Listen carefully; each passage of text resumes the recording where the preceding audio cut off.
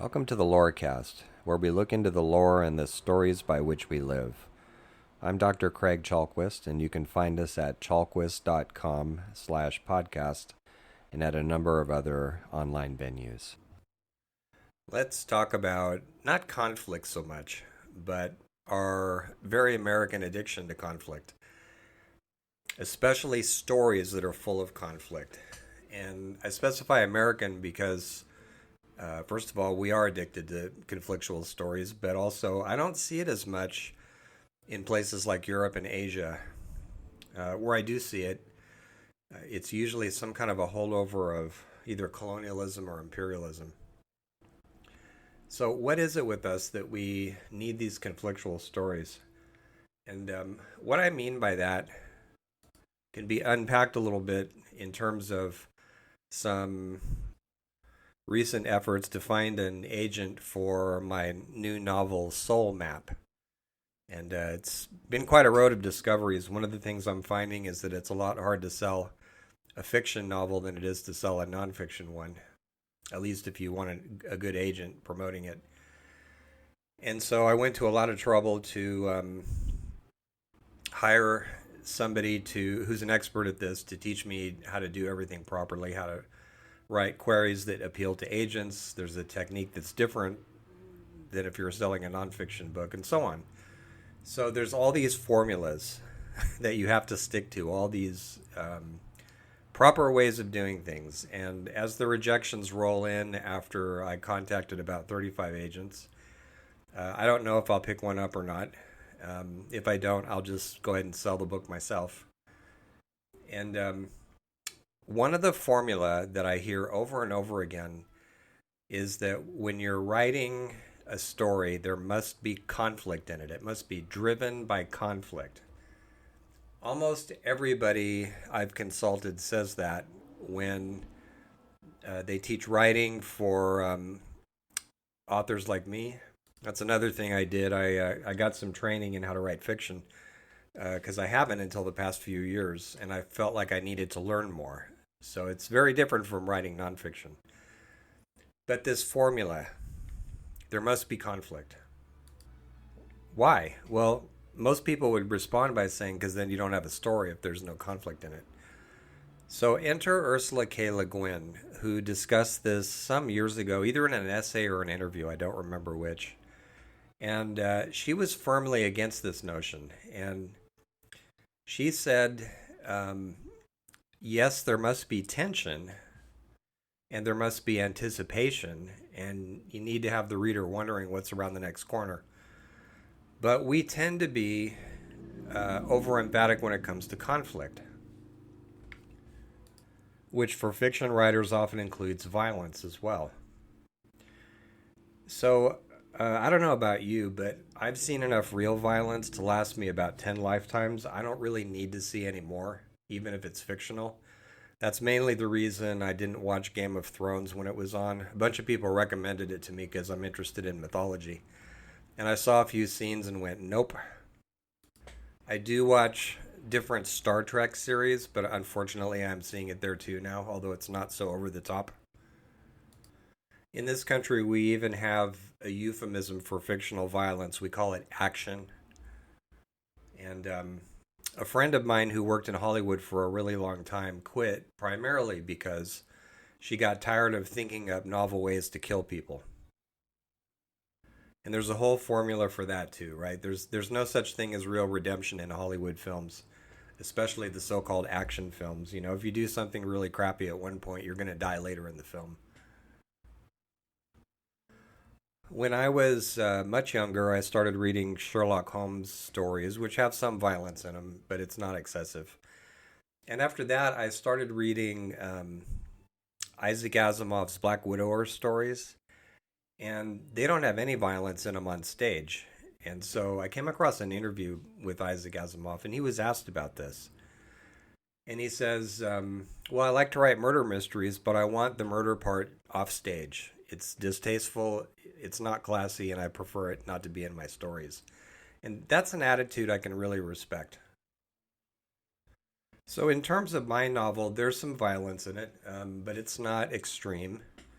Although one could argue that all violence is extreme, it just depends on your point of view and who's on the receiving end. Um, there is conflict in it too, plenty. But I didn't have the conflict in there because I thought it would sell better. It's intrinsic to the story. And if you're going to open with a plot device that's been used before, you better make it your own. So, in my novel, a guy wakes up and he has no memory of who he is, what his name is, how he got there. He wakes up in San Diego. And the little twist on it is that he's equipped with an AI that basically tells him, you've got this many weeks to travel and figure out who you are, and then the experiment you're a part of is terminated. So he has excellent motivation for getting on the move. But he wants to find out who he is anyway. Who wouldn't? And as the novel goes forward, he realizes that he has special skills and aptitudes in certain areas. And he's a smart guy, so naturally he's curious about that. And he's also got a lot of fears about where those skills came from. In my next novel, which I've just started working on, there will be a murder. Somebody will die. But it won't be gruesome and bloody and awful. And it too is intrinsic to the plot.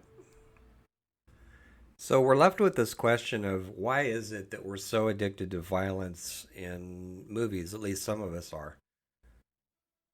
I think partly it's a distraction from everyday stressors.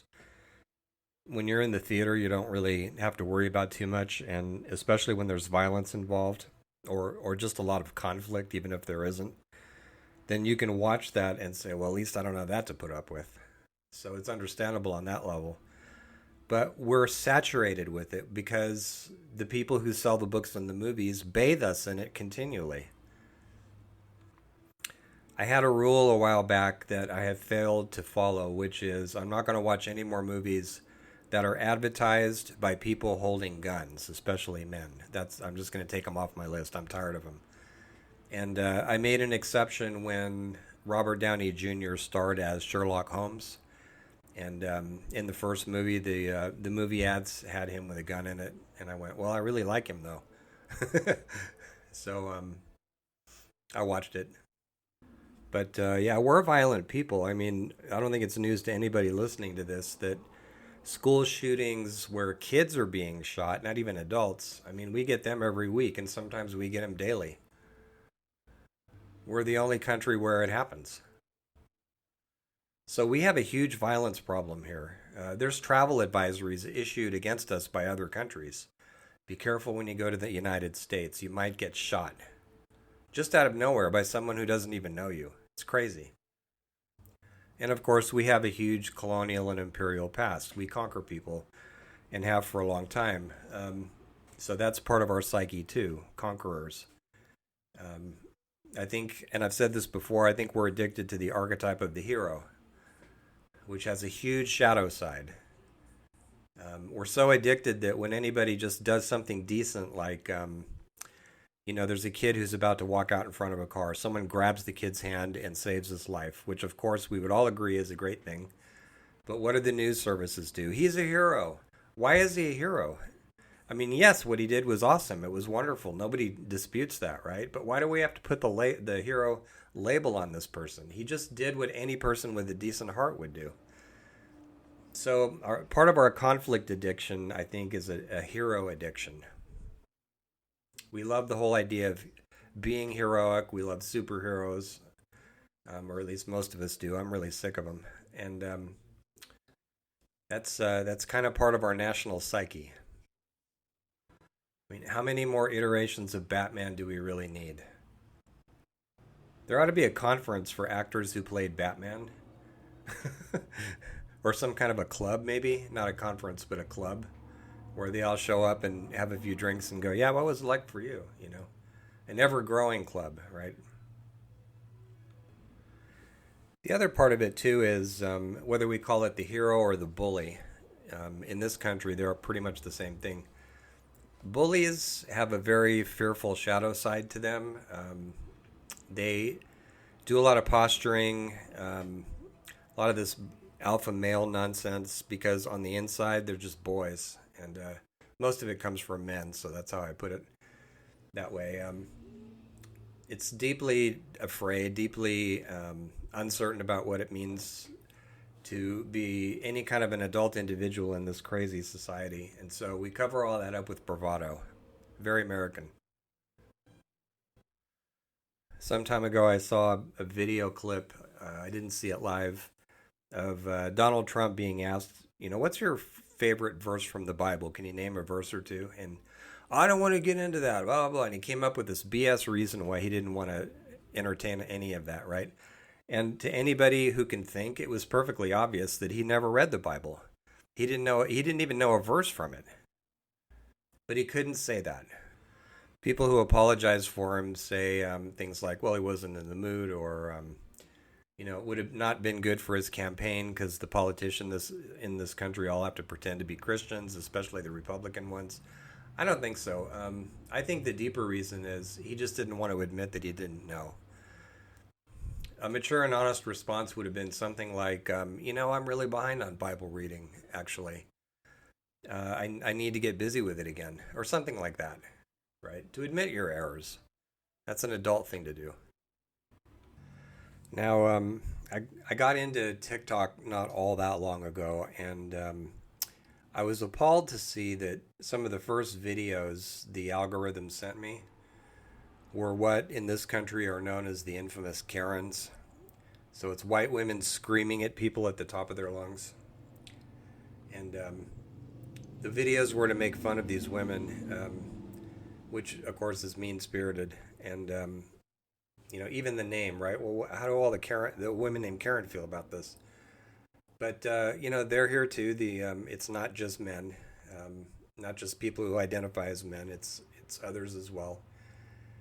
And we seem, some of us anyway, to have forgotten how to disagree with other people without getting personal and nasty about it, and even calling names. It's weird to see so-called adults in their 40s and 50s calling names.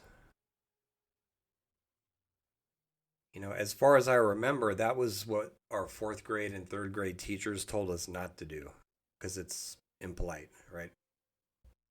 And I think here we're coming to another reason that we're so stuck in conflict, that it doesn't even stay in the stories and the films anymore. Now it's between all of us,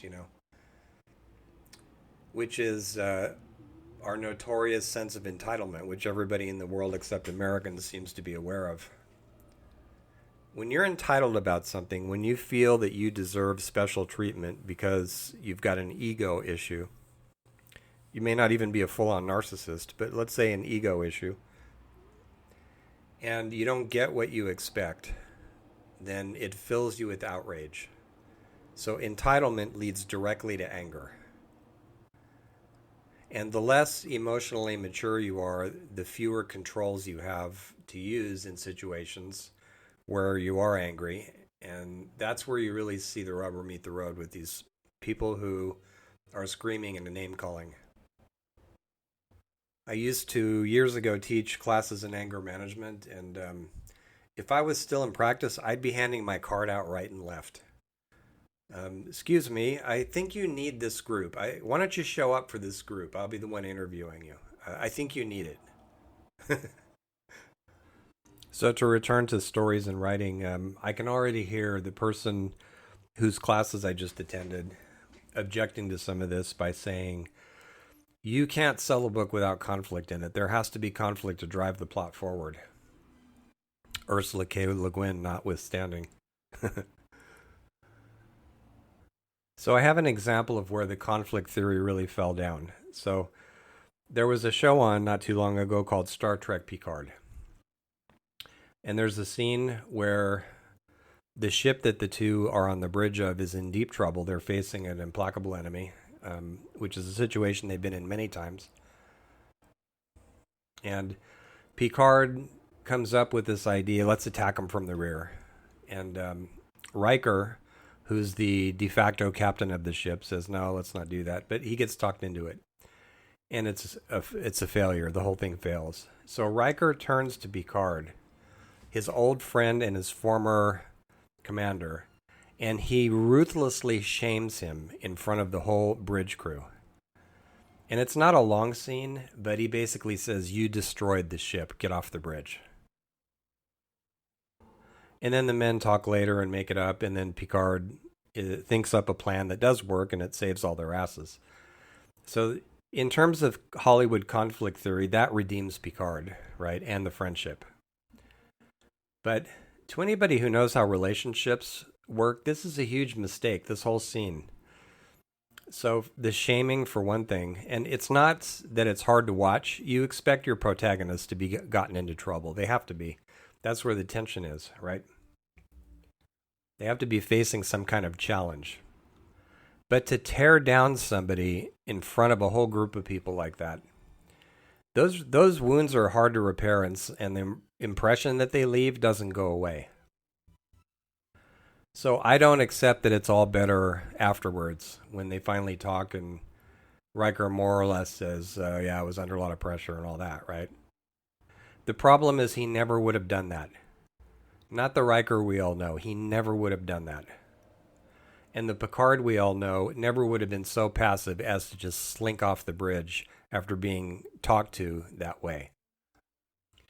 And I'll pull a second example from the same series. So there was key characters who were in Star Trek Next Generation many years ago who we all really liked and were curious about. And it seems like some of them were brought back just to kill them off. And while I'm on this topic, so 7 of 9, the person who inherits the captaincy toward the end of the series, over the head of somebody else who I think was far more equipped for it, Raffi. So 7 murdered somebody strictly out of vengeance in cold blood. Right out of the vengeance playbook. And that's supposed to give everybody this sense of emotional satisfaction. It is inconsistent with how Starfleet as an organization of principle is supposed to do things, let alone the Federation. So I think these two represent examples of where the conflict theory in fiction just falls on its face. It just doesn't work. It's just not true to how human nature operates, or good drama for that matter. I think my main objection to it, however, is not just aesthetic or psychological. My main objection to it is that it numbs us out. When we see so many murders, even if they're fake, even if they're fictional, so many murders, so much shouting, so much name calling over and over and over again, after a while you just kind of get accustomed to it. And the level of social discourse drops, as it has. And the next thing you know, we're shouting at each other, or even when we don't raise our voices, we're arguing with people online or demeaning them or saying horrible things about them. It's not adult behavior. It's the behavior we're supposed to be teaching our kids not to do.